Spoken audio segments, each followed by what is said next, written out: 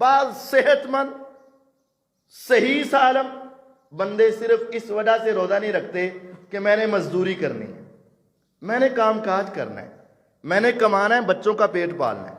غلط ہے، یہ بات یاد رکھیں۔ جو شخص صحت مند روزہ نہیں رکھتا نا، وہ بندہ اللہ تعالیٰ کے ہاں اتنا بڑا مجرم کہ قیامت تک اس کو سزا ملے گی اور قیامت کے بعد بھی سزا ملے گی۔ میرے نبی علیہ الصلوۃ والسلام سوئے ہوئے تھے، آپ کو خواب آیا، اور انبیاء کا خواب حق ہوتا ہے، انبیاء کا خواب اللہ کی وحی ہوتا ہے۔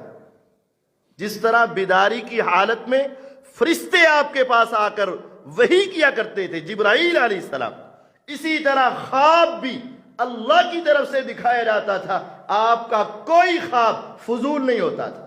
ہمارے خوابوں کی 3 قسمیں، ایک اللہ تعالیٰ کی طرف سے، ایک شیطان کی طرف سے، ایک ہمارے معدے کی خرابی کی وجہ سے۔ 3 طرح کے خواب ہیں، لیکن پیغمبر علیہ السلام کا خواب صرف ایک، اللہ کی طرف سے وحی ہوا کرتا تھا۔ آپ فرماتے ہیں میں سویا ہوا، میرے پاس 2 فرشتے آئے اور مجھے لے کر ایک بہت کھلے میدان میں چلے گئے۔ ہم دور گئے تو وہاں ایک پہاڑ تھا۔ پہاڑ کی 2 قسمیں ہوتی، ایک اس طرح ترچھا ہوتا ہے، لمبائی میں ہوتا ہے، اور ایک بالکل سیدھا ہوتا ہے۔ جو ذرا لمبائی میں ہو اس پر چڑھنا آسان ہے، لیکن جو بالکل سیدھا ہو اس پر چڑھنا مشکل ہے، اور بہت بلند کہ اس کی چوٹی کی طرف دیکھیں تو پگڑی گر جائے، اتنا بلند۔ اور وہ 2 افراد مجھے کہنے لگے اسعد، اے محمد صلی اللہ علیہ وسلم چڑھے۔ میں نے کہا لا استطیع، میں تو نہیں چڑھ سکتا۔ اب دیکھیں، پیغمبر علیہ السلام مکے کے رہائشی اور آپ پہاڑوں کی سرزمین میں رہنے والے، عام آدمی پہاڑ پہ نہیں چڑھتا، لیکن جو پہاڑوں میں رہتا ہے وہ بڑی تیزی سے چڑھ جاتا ہے۔ لیکن آپ بھی کہہ رہے ہیں لا استطیع، میں نہیں چڑھ سکتا کیونکہ یہ بالکل سیدھا ہے۔ انہوں نے کہا ہم تیری مدد کرتے ہیں، تجھے چڑھنا پڑے گا۔ ایک فرشتے نے دائیں بازو سے پکڑ لیا، دوسرے نے بائیں سے پکڑ لیا، اور مجھے لے کر چڑھتے گئے۔ جب میں اوپر چوٹی کے قریب پہنچا، سمعت فیہا اہواء اہل النار، مجھے وہاں لوگوں کے چیخنے کی آواز آئی، چلانے کی آواز آئی، زوردار رونے کی آواز آئی۔ میں نے پوچھا من ہؤلاء، یہ کون، یہاں کون؟ انہوں نے کہا ذرا اوپر چڑھ کے آگے دیکھیے۔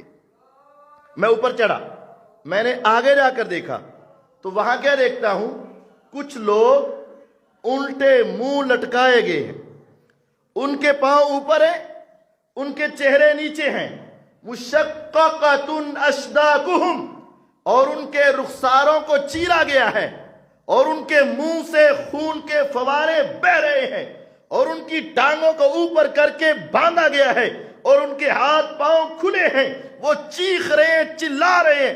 میں نے پوچھا اے جبرائیل، اے میکائیل علیہم السلام، یہ کون ہے؟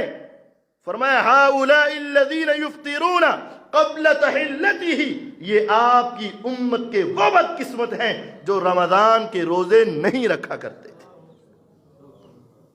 آج رات کی ڈیوٹی کر لو، تھوڑا کھا لو، اچھے لباس کو چھوڑ دو، اگر غربت بھی ہے پرانے لباس میں عید کا خطبہ سن سکتے ہو، یقین جانو تھوڑی کھا کر بھی گزارا کر سکتے ہو۔ حالات خراب ہوئے، اللہ پورے ملک کی حفاظت فرمائے۔ اب بھی تو گزارا ہو رہا ہے نا، دکانیں بند ہوئی تو کوئی مرا تو نہیں ہے نا، اگر جلدی بند ہو جاتی ہے تو کوئی اس وجہ سے مرا تو نہیں ہے نا، گزارا تو ہوتا ہے نا۔ اس مہینے میں تھوڑا کام کر لو، یہ بہانہ قیامت کے روز نہیں چلے گا کہ میں مزدوری کر رہا تھا، میں محنت کر رہا تھا، میں مشقت کر رہا تھا۔ کعبے کے رب کی قسم، محمد الرسول اللہ صلی اللہ علیہ وسلم کے زمانے میں صحابہ اتنی غربت کا عالم کہ بسا اوقات اماں جان فرماتی ہیں میرے آقا کے گھر میں दो महीने चूल्हा नहीं जलता था, सिर्फ खजूरें खा कर ही गुजारा कर लिए करते थे, और कभी दूध का प्याला मिल जाता तो पीकर गुजारा कर लेते। इस हालत में भी उन्होंने कभी इस्लाम को नहीं छोड़ा था। हमारी पैदाइश का मकसद खाना पीना नहीं है, हमारे दुनिया में आने का मकसद सिर्फ अच्छा लिबास पहनना नहीं है, अच्छे जूते पहनना नहीं है, दुनिया का स्टेटस नहीं है। क़यामत के रोज ये नहीं पूछा जाएगा ईद को तेरा लिबास नया था कि नहीं था, दुनिया के रंग में रंगा गया कि नहीं रंगा गया। लेकिन अगर आज सिर्फ पैसे कमाने की खातिर या वैसे ही सुस्ती करते हुए रोजा छोड़ दिया जानबूझ के, फिर क़यामत तक, मरने के बाद से लेकर क़यामत तक औंधे मुंह करके लटका दिया जाएगा। खून के फवारे निकल रहे होंगे, चीखो पुकार आ रही होगी, बार बार कह रहा होगा या रब एक मर्तबा मुझे मौका दे दे, आइंदा कभी रोजा नहीं छोड़ूंगा। कहा जाएगा अवलम नुअम्मिरकुम मा यतज़क्करु फीही मन तज़क्कर वजाअकुमुन नज़ीर, हाँ उम्र दी थी, उसके अंदर जो करना चाहता कर लेता, अब तुम्हें मौका नहीं मिलेगा। खुदारा अपनी जिंदगी में ये तय कर लो कि मैंने रोजा रखना ही रखना है, किसी कीमत छोड़ना नहीं। अगर छोड़ोगे तो दुनिया और आखिरत में तबाही और बर्बादी मुकद्दर बन जाए।